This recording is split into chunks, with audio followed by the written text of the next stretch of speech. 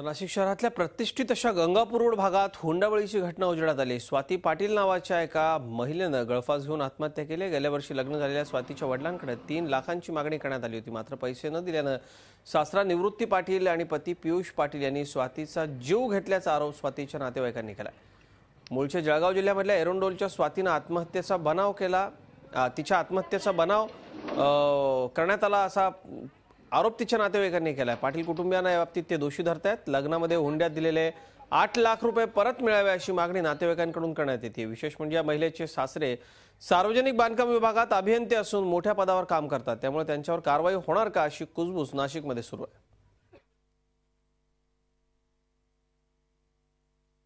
13 तारखेला ती आली, रडत होती, ती खूप त्रास होत होता म्हणून।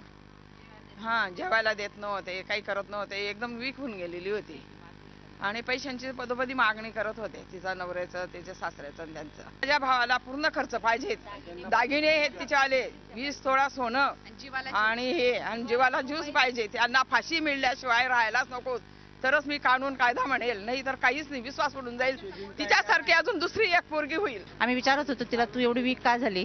तर तिने सांगितलं की सासरचा मला फार त्रास आहे, माझ्या नवऱ्याने मला कधी चांगली वागणूक दिली नाही, नवऱ्यावर माझा संशय आहे, त्या संशयामुळेच मला फार माझं म्हणजे मनामध्ये हे येतं की याने मला सांगावं, परंतु त्याने कधी चांगली पत्नीसारखी वागणूक दिली नाही। तर आमची एकच अशी मागणी आहे की त्यांना शिक्षा व्हायलाच पाहिजे, त्यांना अटक झालीच पाहिजे।